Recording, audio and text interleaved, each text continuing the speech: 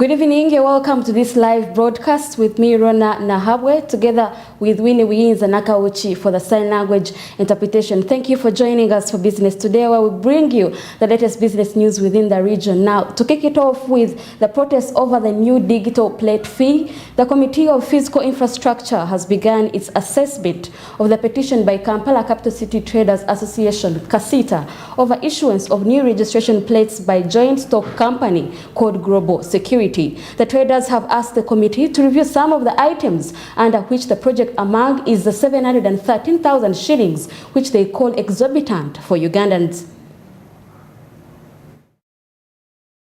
Government, through Ministry of Works and Transport, introduced a digital issuance of number plates of both motorcycles and motor vehicles, which was scheduled to commence on the 1st of July of this year. But later, government revised the dates and pushed it to 31st of October this year due to public outcry. Before the Physical Infrastructure Committee today, members of Kampala City Traders Association, aka CACITA, have expressed their displeasure with how government has conducted this project without involving stakeholders.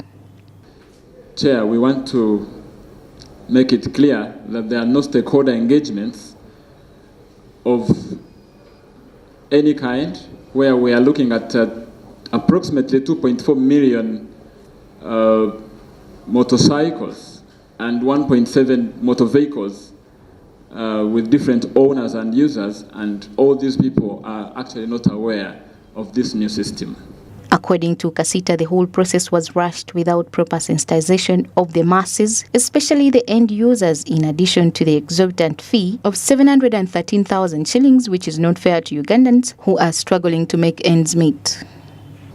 I want to first bring to you the current cost of the number plates. Motorcycles are paying 125,000 for the number plates, and for motor vehicles, we are actually paying 137,000 shillings. Chair and honorable members, the proposed new cost in this project is 713,000 for the new number plates, actually of both motorcycles and motor vehicles. So from 125 to 713,000. On the other hand, the committee members have concurred with the petitioners over the fee, and they have assured CACITA about engaging Ministry of Works and Transport together with Ministry of Finance and Security to justify this amount. And then the issue of the increased costs. I do agree with you. This is too exorbitant, given the roles that the players you have highlighted here are putting. And the chair, on the issue of course, I totally disturbed. Sure, government gave us here, chair, national IDs for free. Now, if you lose it or you have an issue, then there you pay. So if government really wants this, why don't it give us these number plates, first of all, free? The petitioners have also requested the committee to consider the fact that the local companies who have been issuing number plates are going to be rendered redundant to pave way for the Russian company, which will increase high crime rate in the country since they have been employing many Ugandans. The Russian company. Unfortunately, we've brought this grievance before the committee because we do not know who this company is. We have not been given a fair chance to have interaction with them.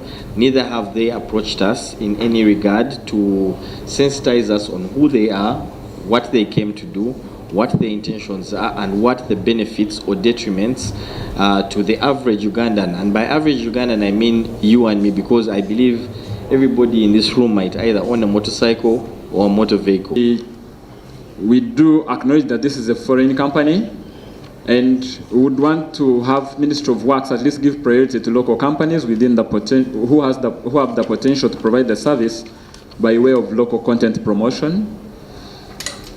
Honorable Chair, foreign companies should also be considered only after local entities at least have failed. The committee is scheduled to meet Ministry of Finance and Ministry of Works tomorrow to further discuss matters regarding the petition of the traders. Samlanifa, Smart 24 TV, Business Today. Moving on to the 14th African Union Private Sector Engagement, the private sector accounts for 80% of Africa's total production, 2/3 of investment, and 3/4 of credit, and employees amount at 90%. The continent's working age population, Kenya's Cabinet Secretary for East African Community, Arid and Semi-Arid Lands, Honorable Rebecca Miano, has underscored the importance of a vibrant private sector in promoting economic growth at the national, regional, and continental levels. In Africa, 14th African Union Level Private Sector Forum, he underscored these importances, and let's have a look at the report.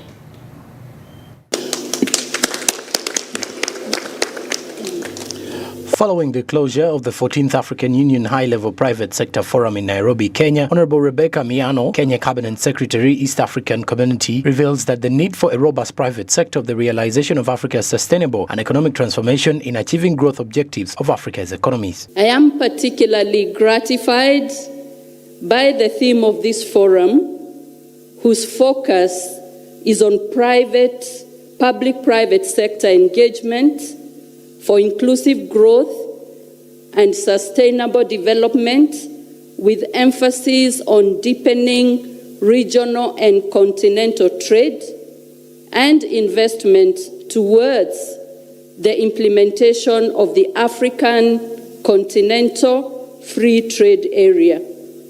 Indeed, AfCFTA's trade agenda resonates well with East African communities' inter-partner state trade policies, while betokening both entities with a welcome congruence of purpose and prospect. Notably, one of the key drivers in the realization of the AfCFTA's objectives is the private sector, given especially its ability to catalyze sustainable economic development and job creation. Chairperson of the East African Business Council, Ms. Angelina Ngalula, says that in order to implement the African Continental Free Trade Area, there is need to work on state parties to adjust to the newly liberalized and integrated trading environment established under the AfCFTA agreement. Most of the work that we also need to finalize so that all these protocols can come into force, and that they can be then used by our private sector fully. Now, what we hope to do with these protocols and the work that has already been undertaken is then to have a market expansion in the continent. And here, maybe just to mention that we have 54 countries that have already signed this agreement. So out of the 55 countries of the African Union, only one is yet to sign. And of course, we at the AfCFTA, led by His Excellency Wamkele Mene, are working tirelessly to ensure that we have our one more country signing the agreement.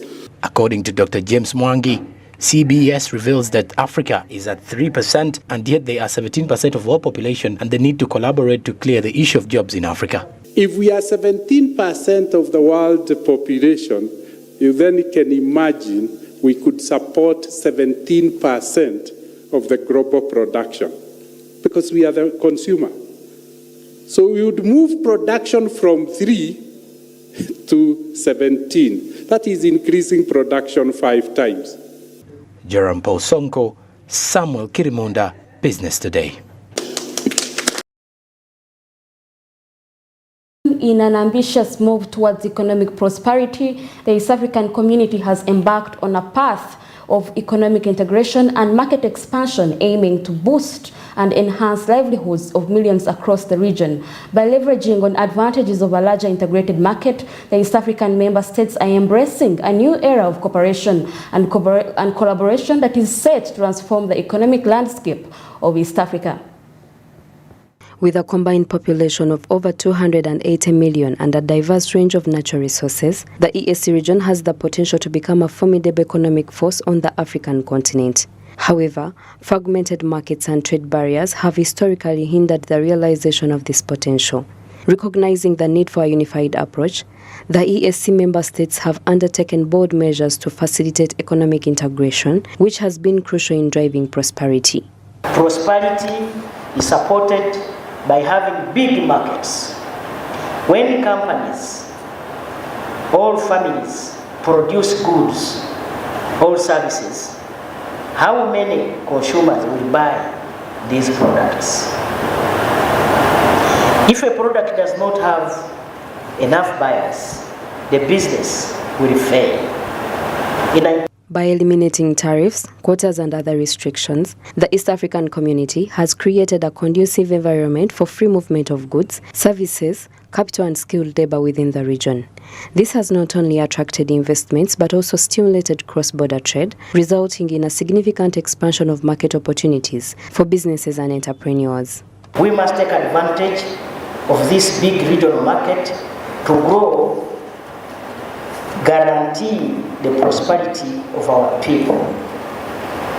The Americans, Asians, and Europeans have effectively utilized the principle of unity despite the greater disparities which exist among them to build powerful economic and political entities. Focusing on infrastructure development to improve connectivity within the region, investments in transportation, energy, communication and technology have strengthened the links between member states, enhancing access to markets. As a result, the member states are advocating for the use of one language and amending of the treaty. As the Council of Ministers, I think we stop telling people that the summit directed. We should be telling people that we are now going to amend the treaty. It's now responsibility to move to amend the treaty so that our people are able to speak both French and Swahili officially, the institutions and the organs. Are being done. I'll share with you only three. One, starting from cabinet. Our cabinet, every Monday, they are subjected to Swahili lessons. By capitalizing on the advantages of a unified market, East African countries are positioned to attract investments, drive innovation, and improve the well-being of their citizens. The journey towards economic integration in the EAC region is paving the way for a more prosperous and interconnected East Africa. Naomi Mtumba, Smart 24 TV, Business Today. Still in the same regard, and now looking at unlocking manufacturing potential, many nations, particularly those in East African region, have long regarded the industrial sector as a key factor in economic progress. Despite this, Uganda has recently seen a fall in GDP contribution of its manufacturing sector, which is a barrier to economic progress. The subsequent conversation revolves around embracing harmonized standards to eliminate these challenges. Take a look. The annual demand for manufactured goods within East African community is consistently growing at a rate of 16%. Yet, Uganda has encountered challenges in finding market for its goods, resulting in a noticeable decrease in manufacturing sector's GDP. According to UBOS, the manufacturing GDP contribution declined from 5,402.28 billion shillings in the third quarter of 2022 to 5,334.9 billion shillings in the fourth quarter of the same year. Import dependency, skills gap, limited access to financing, and insufficient infrastructure are some of the underlying factors causing this decrease, making it difficult for Ugandan manufacturers to compete effectively in both regional and international markets. We are into the stabilization period in manufacturing out of the global shocks. And one of the bigger challenges is the raw material chains across the world. The raw materials are supplied as through same chains. So the prices in countries or areas where the raw materials are coming from, these prices are not stable. And then the logistic costs for transporting, because during the COVID, some logistical systems collapsed. And the few that have been maintained are now running at increased cost to recover for the losses made in between. And right now, the cost of shipment is high. The cost of the raw material is high, it is affecting our output. Significancy of harmonized standards will ensure that products manufactured within the region meet uniform quality requirements. This will help eliminate technical barriers to trade within East African region and beyond. When products meet consistent quality and safety standards, it becomes easier for manufacturers to access larger markets, attract foreign investment, and promote export-oriented growth. That standard mark will be recognized and enters. That is different from the perspective of where a product has got to be tested at each and every entry point of a different country, which makes the flow of goods slower, but also more expensive because of the various testing. So the harmonization of standards is very crucial. And I think this is an area that the ESC embarked on and should continue and enhance to ensure that more and more goods have got harmonized standards within the region. On the aspect of homogeneous goods, we are trying to say, let's open up beyond the regional market, and we see how we can leverage the markets out there where the would-be domestically homogeneous goods are not facing competition out there. They go as standalone products because they are not produced in those foreign targeted markets. The entire East African community can unlock potential for economic growth and development in the manufacturing sector through harmonized standards. This encourages collaboration and knowledge sharing among manufacturers within the region and can pool resources, share best practices, and collectively work towards overcoming common challenges. This collaboration fosters a conducive environment for innovation and industrial growth. Brenya Katsime, Smart 24 TV, Business Today. We have a report on how community empowerment takes center stage in a bid to foster positive change and uplift communities throughout Uganda. A groundbreaking 500 million shillings social initiative fund has been launched. The fund aims to support the local individuals and organizations driven to make a profound impact on their communities by equipping entrepreneurs and with essential skills and as well as knowledge, including tax payment, business planning, and strategic direction. Naomi Mutumba reports. MTN Uganda has launched a 500 million social initiative fund seeking to transform the lives of communities across Uganda. Recognizing the immense potential within Uganda's entrepreneurial ecosystem, the Social Initiative Fund seeks to bridge the knowledge gap that often hampers the growth of local businesses. By equipping entrepreneurs with the necessary skills to navigate tax obligations, the initiative aims to promote responsible business practices while fostering economic growth. And many communities to be impacted.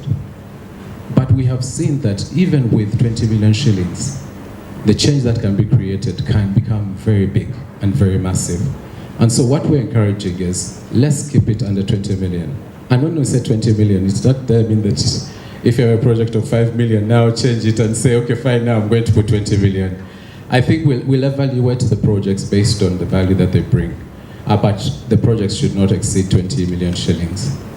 Businesses cannot run without these skills, especially when we talk about entrepreneurship. So we are going ahead to do this entrepreneurship training to see that the businesses are being managed professionally. They are being formal. We are actually turning from the informality to the formality, where actually businesses can pay taxes, businesses can understand their strategic position, and also have the business plans, have a strategic direction. As Uganda, when we talk about these opportunities, we can't do it without partners. With a steadfast commitment to making a meaningful impact on communities, the Chief Executive Officer of MTN Uganda, Sylvia Mulinge, believes in the power of local innovation and the role it plays in addressing societal challenges. The initiative aims to create an enabling environment for Ugandans with innovative ideas and community-driven solutions. In these 25 flagship projects across the country to actually drive the change that we actually want to see. The third thing is these must be community projects. So what we will invite you to do, you can come and say, in the area where I come from, I want to be a change maker. And the way I want to create change is I can see the women or my mothers or the elderly, for them to get access to water, they probably have to walk many kilometers. So the change I want to create is to make it easy for the community not to have to travel far by, I don't know, having a water tank put up or a borehole sunk, I don't know. So your proposal, whoever will choose to be the change maker, must not be beneficial to you as an individual, but must be beneficial to the community, right? In a remarkable display of commitment to social and economic development, a transformative investment of 30 billion Ugandan shillings has sparked a wave of positive change, leading to unprecedented social and economic transformation in communities across Uganda. This substantial investment, strategically channeled into various initiatives and sectors, has laid the foundation for a more prosperous and inclusive nation. Into is the sector of skill. Many people out there prefer getting into a sector where you only need theory or so, but we have given no attention to employing our skills. Very many young people out there have inborn skills, like the music, the art, and other things that they have. Yes. So we have been made to think that the only people who can offer service or earn from anything that they do are those that are qualified through the education kind of way of qualification. Okay. We have not given time to appreciate that there is value and possibly a business opportunity in you using your own skill to earn and create jobs for other people. So I think that out there we have a very big opportunity in empowering and encouraging our communities to appreciate the idea of employing the skills into a business kind of format. The MTN Foundation has impacted over 110 districts. We have impacted over 5 million people, and we have invested over 30 billion shillings in Uganda. At this point, I'd like you to clap for the trustees. They're the ones who make these decisions, right? Yeah, but we have seen a lot of impact that has been created by the MTN Foundation. The foundation focuses on areas in education, in health, and economic empowerment. By investing in key sectors and addressing pressing community needs, social and economic transformation becomes not just a possibility, but a reality.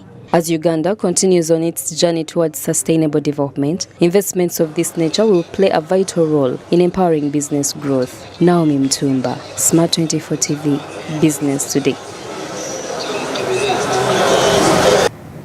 We now look at the fuel price surge in Kenya. Taxes in Kenya now account for 40% of the cost of every litre of super petrol and diesel, compared to 14% in Illinois state, the state with the highest fuel taxation in the US. South Africa is at 30% and Ethiopia doesn't tax fuel. Kenya has joined the league of countries collecting the highest taxes on fuel, calculated at a percentage of the final price, overtaking bigger economies such as the US and South Africa. Take a look. Kenya is currently grappling with a severe economic challenge due to a rapid 16% increase in fuel prices, impacting the lives of its citizens. Unlike neighboring countries such as Tanzania, Rwanda, and Uganda, Kenya has experienced a significant and swift rise in prices. This situation has prompted both the government and the population to take a stand and work towards effecting positive change. In Nairobi, the cost of super petrol and diesel has surged to 195.53 Kenyan shillings and 179.67 Kenyan shillings per litre respectively, leading to public outcry over the heavy taxation on fuel. President William Ruto defended the decision to double VAT despite it having triggered a fresh surge in the costs of living, given that Kenya's economy heavily relies on diesel. Majority of the taxes that are in that bracket, I think there are almost 15 different taxes that are there. I do not have the specifics, but those 15, I think we need to interrogate these 15 different taxes. Which ones can we put aside so that, like other countries, we can limit the taxation on fuel? Take for example, let me ask. Yeah. Let me. Yes. Okay. Take for example VAT. Correct. I think we need to rethink taxation, VAT taxation on fuel. That was the latest inclusion of taxes on fuel. And I think it was very controversial. Kimani Ichung'wah, the majority leader, expressed that the current prices in Kenya are unimaginable compared to other African countries. He stated that it is impossible for the people to sustain their livelihoods under such circumstances. Opinio Wandai added that if the situation persists, it will lead to the downfall of the current regime. If by any chance, and God forbid, that this finance bill is passed and it becomes an act of parliament, that will mark the beginning of the fall of this regime. I can tell you. Mishi Mboko, a member of parliament from Likoni, acknowledged constant hardships faced by the population and emphasized the unpreparedness of the people for further price increases. She emphasized need for collective effort to find a solution to the issue. Similarly, Janet Mohammed, the minority whip, asserted that unless VAT is removed, there is a strong possibility of a significant revolution taking place in Kenya. Now Kenyans cannot even afford to pay the fares from where they are to the working place and even to schools. So when you increase to 16%, it means the cost of living is going to be very high. Let us agree on this one. We must remove this VAT on the fuel. Otherwise, I promise you there will be a revolution in this country if this one passes. I promise you. I promise you. While Tanzania offers the most affordable fuel in the region, both Kenya and Tanzania impose taxes that account for 40% of the pump price. In Kenya, there are 7 levies and 2 taxes imposed on fuel. Recently, the VAT on fuel was doubled to 16%, resulting in an additional increase in the taxation portion for every litre of super petrol, diesel and kerosene. Business Today will now take a short break from here, but we will return with more. Stick around.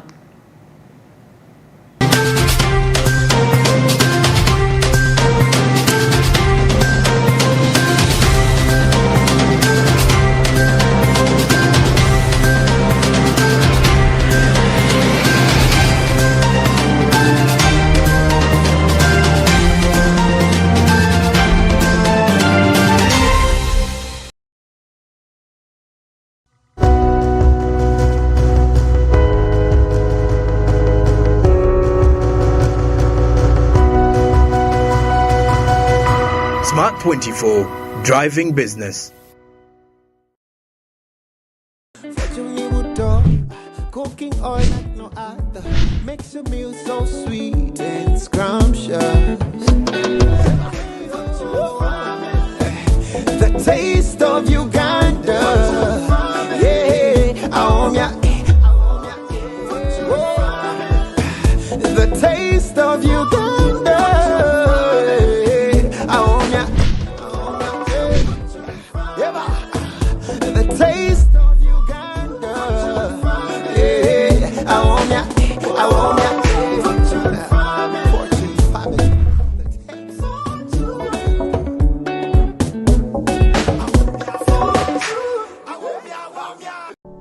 Luxury redefined at Seasand Hotel as you indulge in the splendor of elegant living fit for the royalty that you are.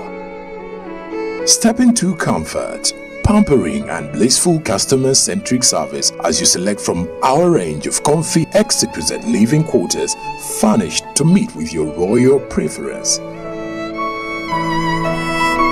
Surrounded by scenic beauty, our tropical setting allows you to escape the glamorous ordeal of city life. Our ambient green gardens will guide you to a place of revitalizing rest. The 3-star restaurant caters to your palate, serving your choice menu ranging from exotic cuisines to local delicacies. Our chefs will serve you full-course meals for a truly out-of-this-world culinary experience.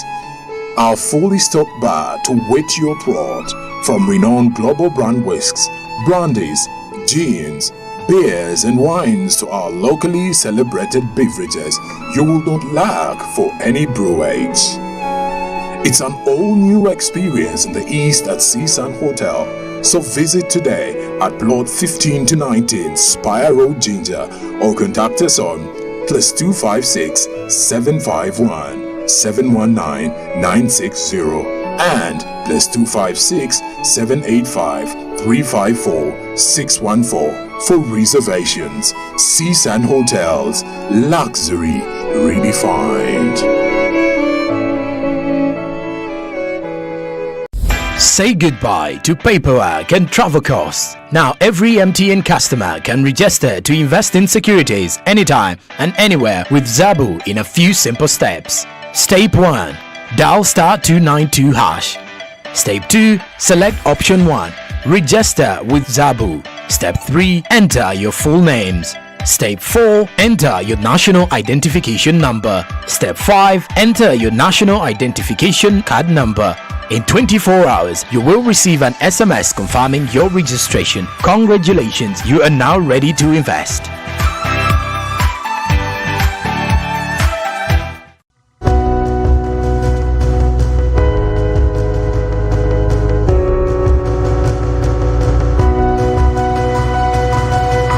Smart 24, driving business.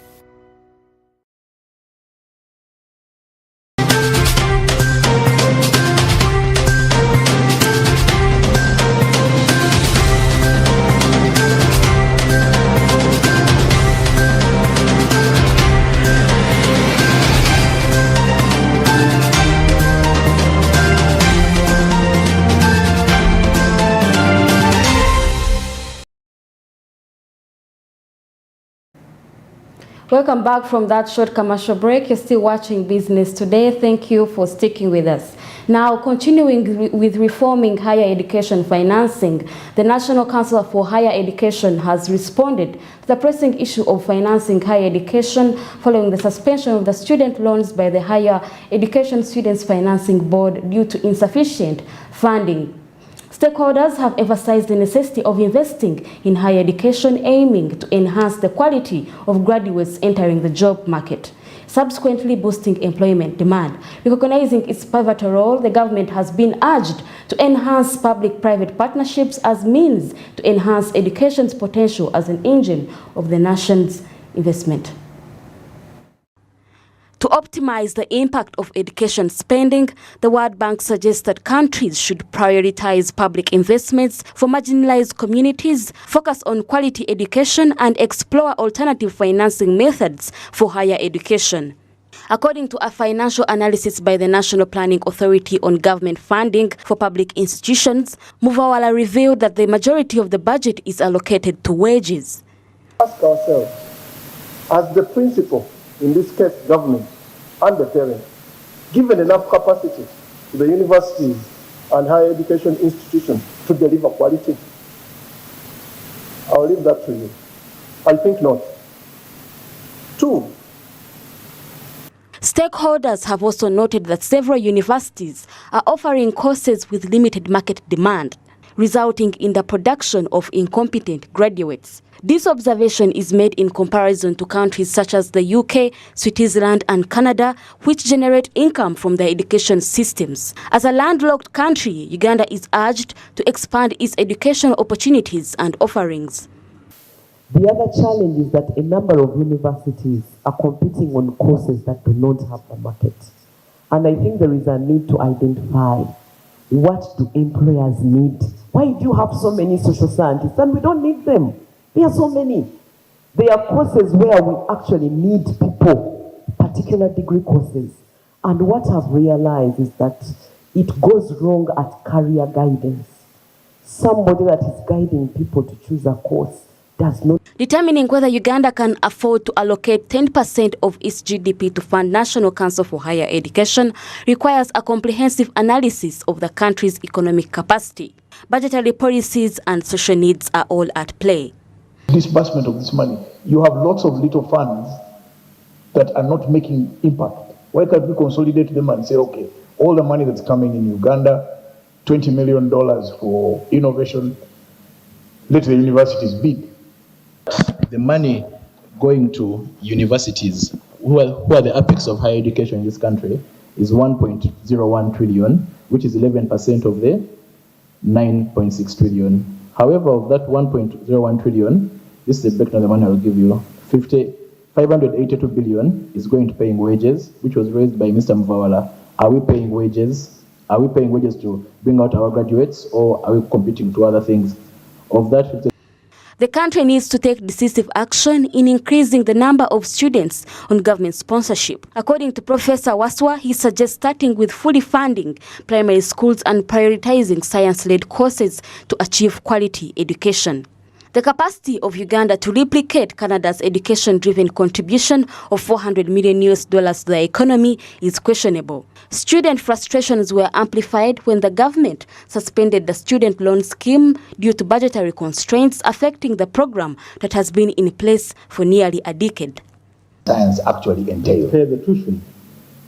I'm not for investment, but I'm saying pay the tuition. Primary school, we should study free. There is no way you create equality in this country with the Karamoja child and the person and the child in Iganga and in Buganda and in Ankole, unless if you give them opportunity and access to education. Now, if we fund science, let everybody who wants to do higher education in other areas pay the money. They can afford it. Government today is funding 4,000 students in public universities for the last 20 years. Why? Government every year increases the budget for higher education. That increment in higher education should correspondingly see a higher number of people. Policy. I am at least happy when I read in the newspaper, Gulu University was doing otherwise. For them, they are saying, the students, you know the problem here. The issue is to deal with the government, so we shall face off with them. You have your transcripts. So I think the rest of the institution could probably learn from Gulu University, because it's not the student that has refused to pay the tuition. It is the government that has to repurpose. I want to borrow his word. Often I've found universities present an open-ended fund us for research. What are you trying to solve? I'm here struggling with aflatoxins. Can you come up and say, we want to address this? But also, as Joseph mentioned earlier, it's not the duty of the president to identify which scientists to fund, because that already has brought us problems. That the scientists who have funded, up to today we are still asking, years down the road, where are you? So they have really spoiled the image. According to NPA's analysis, public universities allocate less than 6% of their budgets to development. Makerere University primarily spends 57% on wages, 39% on non-wage expenses, and only 5% on development. Mbara University of Science and Technology directs 68% towards wages, 25% to non-wage costs, and 6% to development. Makerere University Business School devotes 58% to wages, 38% to non-wage expenditures, and 3% to development. Chambago University and Uganda Management Institute, although spending less than 50% on wages, allocate meager percentages of 1% to 3% respectively to development. Rona Nahabwe, Smart 24 TV, Business Today. The Speaker of Parliament, Annette Anita Among, has called for an emergency meeting to address the issue of rampant accidents which are claiming many lives of Ugandans. This has followed an accident which happened yesterday on Fort Portal Road, which involved the government chief whip that we should have a meeting. Government Chief Whip, Leader of Opposition, Minister of Internal Affairs, among others, to find an immediate solution to the problem. The government chief whip that we should have a meeting. Since Works has failed to do its work, can we have a meeting with the Works tomorrow, UNRWA, police, and we give orders. Let's have a meeting in my office at 8 in the morning. If it is a matter of people's lives, we must work, because we cannot keep saying that we should implement the Road Traffic Act, and yet nobody is there to do. Let's hold some people accountable for all this. It's unfortunate that Parliament has only reacted on such an issue or has called this meeting when we have lost more than enough lives. We all know that we are losing more than 4,000 people in road accidents every year. 4,000 people die of accidents. I think there's no disease that has killed as many people as 4,000. Okay, we can talk about malaria, we can talk about the 64 that die of cancer daily, we can talk about pregnancies and mortality rates, but it is becoming a problem. In other news, the National Organic Movement of Uganda has urged stakeholders, government and parliament to act quickly and pass a law on organic agriculture to further regulate and boost commercialization of the sector. Global demand of organic products has now increased at estimated $135 billion in 2020-2021, up to $15.6 billion in 2016. Uganda's market is still at a meager 5%. Petson Mumbele reports. The Right Honorable Rukia Nakadama. The National Organic Movement of Uganda, an umbrella organization which unites producers, processors, exporters involved in the promotion of the organic sector in Uganda, has urged stakeholders, government and parliament to act quickly to pass a law on organic agriculture to further regulate and boost commercialization of the sector. It's been observed that the global demand for organic products has increased and is estimated at $135 billion in 2021, up from 15.6 billion in 2016, but Uganda's market share is only 5%. Lukia Nakadama, the third Deputy Prime Minister and Minister without portfolio, says that after organic agriculture bill is drafted, passed into law, it will boost the export potential and tap into the international market of organic products. When you see other countries, they are so particular that in sometimes they say we want organic products. Those countries are there. Then we have countries which don't mind. For them they take organic and inorganic. So exports are also going to be enhanced because those countries that are eagerly waiting for organic products, they are there. So I think the market will be there also. In East African community, Uganda is leading, followed by Tanzania in terms of area under organic agricultural production because of less use of fertilizers. Therefore, it has the highest comparative advantage for organic production in Africa. According to Charlton Namhoza, the Executive Director, NOGAM, if passed, the bill will help in the proper implementation of the National Organic Agriculture Policy. The implementation of the National Organic Agriculture Policy, which was approved by the government of Uganda. In having this bill enacted and passed, the actors or the organic industry at large will have a conducive regulatory environment that will be critical in promoting increased production and trade of organic agricultural products. The actions of the different actors that are involved at the different levels of the value chain, farming, processing, exporting, trading, will be well regulated, will be put in check. If somebody is going to be in agriculture for 50 years, 40 years, he must mind about how he grows it and how he uses the soils. What he grows, and the best way of doing this, the best way of a farmer is organic farming. Exports of organic products were estimated at $7.5 million in 2003 and 4, growing to $36.9 million in 2009 and 2010. Exporters initially started with pineapples and sweet bananas, and soon after included coffee, both Arabica and Robusta. However, there has been lack of traceability of some products. We have markets where you find products that are labeled organic, when actually those products are not even be traced back to the source of production. That lack of traceability has caused a number of issues that are related to health, where people are increasingly dying of cancer and many non-communicable diseases, largely because of what they eat.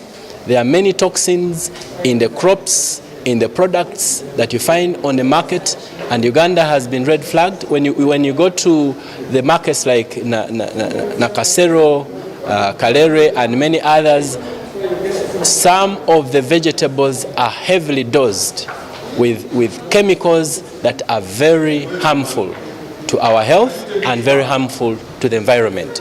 Other difficulties mentioned include high prices of certification, air freight and packaging materials, along with weak road infrastructure and high capital investment costs. The restricted supply of goods produced by smallholder farmers and high expenses of organizing farmers are hurdles that many exporters face. Additionally, restrictions were put on the cultivation of organic cotton. Bedson Mumbere, Smart 24 TV, Business Today. We now look at the Global Leadership Summit. The US-Africa Business Summit 2023 kicks off in Gaborone, Botswana, with expectations to further strengthen the US economic cooperation with Africa. Several African leaders, corporate business leaders, interstate organizations, and a US delegation have assembled to forge a cooperation in a tricky global business environment as calls for equal trade relations, multilateralism, and de-dollarization looms. African leaders are excited about the US-Africa Business Summit and its potential for closing lucrative deals, attractive investments, and establishing trade agreements. They are particularly interested in monitoring the progress of the $55 billion investment commitments made by US President Joe Biden during the previous summit in Washington, D.C. And the United States is committed to supporting every aspect of Africa's inclusive growth and creating the best possible environment for sustained commercial engagement between Africa companies and American companies. The United States is all in on Africa's future. And the work we've done over the past 2 years, building on decades of vital investments made under previous American presidents, has helped make possible the critical steps that I'm about to announce. The US-Africa Business Summit is currently underway with over 1,200 delegates in attendance, including 6 African presidents, a high-level US delegation, and representatives from various sectors such as banking, investment, policy, and trade. This summit takes place against the backdrop of Africa's demand for equality and fair treatment on the global stage. African leaders, including Kenyan President William Ruto and South African President Cyril Ramaphosa, have expressed concerns about the existing international imbalances and have called for a more equitable negotiating platform and respect for African interests. There is a need for reform in that regard as well. And the other important thing for this to happen, it will help us not to participate as unequal cousins in these institutions. It will help us to participate fully, and so that we don't have a sense that we are beggars, that we are being dealt with out of generosity. I think it's important in the new era that the world is in now. Sources controlled not by IMF and World Bank, because IMF and World Bank, you have the final say. We don't have no say. We want another organization of equals, where you have as much say because you pay, as much as we do because we also pay. That's the organization we are looking for. And that is why we are saying we need a new financial architecture where governance, where power is not on the hands of a few people. The ongoing summit, themed Enhancing Africa's Value in the Global Value Chains, focuses on key topics such as the African Continental Free Trade Area, sustainable energy, digital connectivity, and agribusiness. The US faces pressure to deliver in Africa amid growing calls to diversify international trade and embrace multilateralism. Alternative partnership proposals from other countries such as the upcoming BRICS Summit in South Africa and the China-Africa Summit in November are being closely observed. Gene Daniel, Smart 24 TV, Business Today. Thank you, Gene Daniel, for that report. Now, in a significant move. The Iranian president is embarking on a 3-nation trip to Africa, aiming to strengthen ties and explore new opportunities on the continent. With Africa's growing prominence on the global stage, this visit holds immense strategic importance to Iran and the African nations. Iranian President Ibrahim Raisi has reportedly kick-started his African tour today, where he is expected to discuss on how to boost the economy and political ties with Kenya, Uganda, and Zimbabwe. Middle East senior expert Kaima Badak explains the stake of this African outreach as one which is aimed at diversifying relationships of Tehran, focusing at the potential in these 3 African countries in particular and the volume of the African market. Since the United States unilaterally abandoned the nuclear deal JCPOA in 2018, Tehran has been looking to diversify its relation.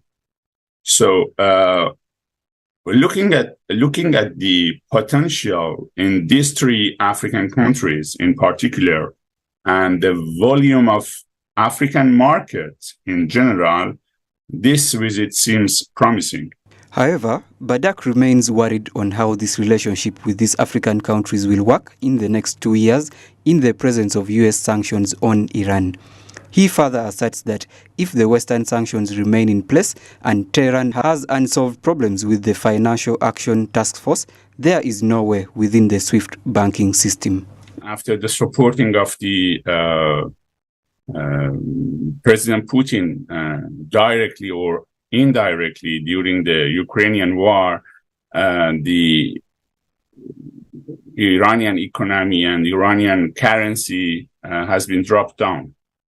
So this is one way to find a way, these times in Africa. The war in Ukraine has been a major blow to Iran. Accusations that Tehran could be siding with Russia has alienated Iran from the support of potential European partners.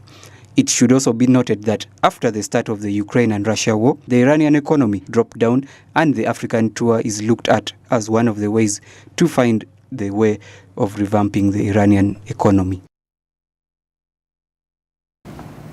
And that brings us to the end of business today. Thank you for being such a kind audience and joining us for this live broadcast. I'm Rona Nahabwe, together with Winnie Wiinza Nakauchi for the sign language interpretation. In case you missed any of these reports, you could watch on our YouTube channel at Smart24 TV Live and follow on our social media platforms, Twitter, Facebook, and the like, to be up to date with the latest business news within the region.